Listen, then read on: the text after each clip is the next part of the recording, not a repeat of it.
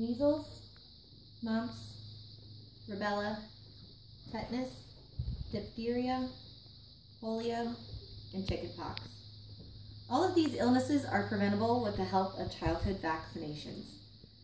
In 2014, the U.S. experienced a record 667 measles cases from 27 states. The source was traced back to Disneyland. It was a multi-state outbreak. This was the greatest number of cases since the Center of Disease Control and Prevention declared the disease eradicated in the year 2000. And according to the World Health Organization, immunizations are one of the most successful and cost-effective public health interventions. An additional 1.5 million deaths could be prevented if global vaccination coverage improves. For years, there has been an ongoing debate of whether vaccinations are truly safe. Recently, we have seen a resurgence of illnesses that were once nearly eradicated due to parents not vaccinating their children. I am a registered nurse that has worked in the medical field for the past 10 years. I've administered countless number of vaccinations, and I'm also a mother to 4 small children. Primary childhood immunizations have been proven safe and effective over the years and are important in the prevention and minimization of once eradicated illnesses becoming prevalent again. We need to educate ourselves on immunizations and their benefits and side effects to understand the global consequences if we stop immunizing our children. So what are immunizations and how do they work? What are some myths and misconceptions about them? And why and who are immunizations important? Now, what are immunizations and how do they work? Immunizations work with your body to help develop immunity to diseases by exposing a small amount of the virus or bacteria to your cells. This helps your body develop a natural immunity. It helps your body develop antibodies and antigens. So if your body is exposed in the future, your body can help fight off the infection before it becomes critical or severe. Some success in eradicating disease, as stated by the Centers for Disease and Control, are nearly everyone in the U.S. got measles prior to a vaccine, and hundreds died each year. Today, most doctors have never seen a case of the measles. More than 15,000 Americans died of diphtheria in 1921 before there was a vaccine.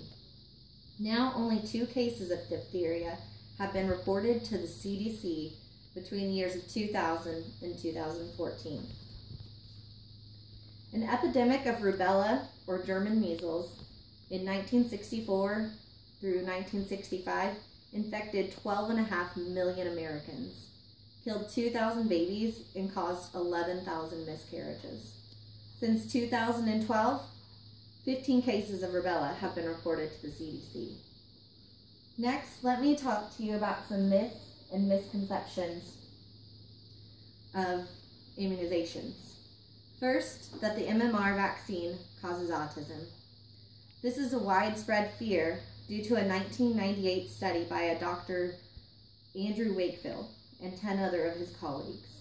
They claim that the thimerosal, which is an additive found in vaccines, was causing autism. This study was published in The Lancet and later retracted due to the fraudulent claims and skewed results. Due to this, Dr. Wakefield lost his medical license and was charged with violating the Code of Ethics.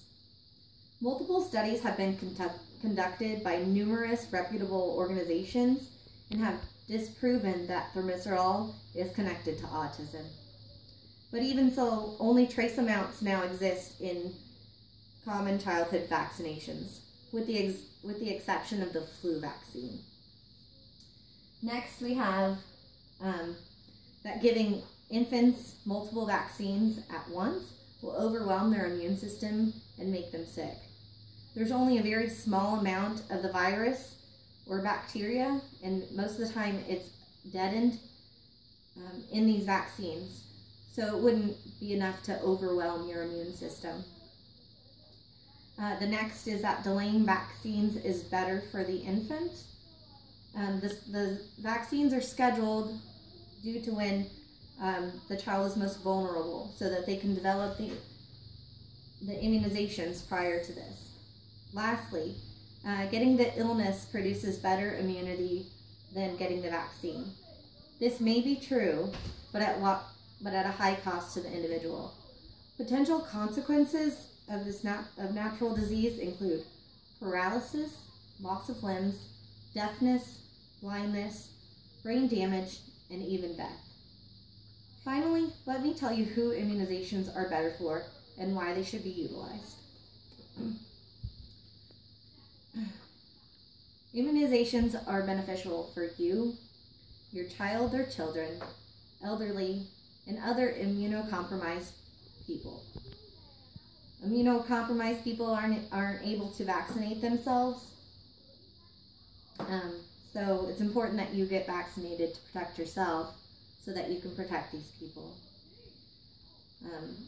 Children and elderly are more susceptible to the disease, and their immune systems are more immature at that point.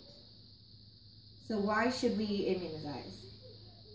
It's required and government mandated to attend schools and daycares, and also it minimized the severity and occurrence of these illnesses that were once extremely prevalent and deadly.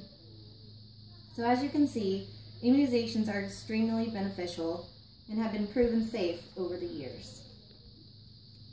They're part of child wellness visits in the United States, and they're provided at little or no cost to the parents. They prevent some very serious diseases, and we have been fortunate enough not to encounter due to the wide use of vaccinations.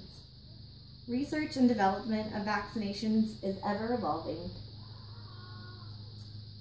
to develop safer and more effective immunizations. Vaccines have been proven safe and effective, and studies show that no direct link to autism. They work with the natural defenses of your body to develop immunity. There are a lot of myths and misconceptions about immunizations, but don't just take my word for it. Do your own research to determine if it's appropriate for you. And lastly, don't think of yourself as the only one being affected.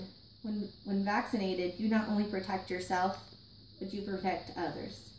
Thank you for listening, and I hope you'll be able to make a good, informed decisions about vaccinations in the future.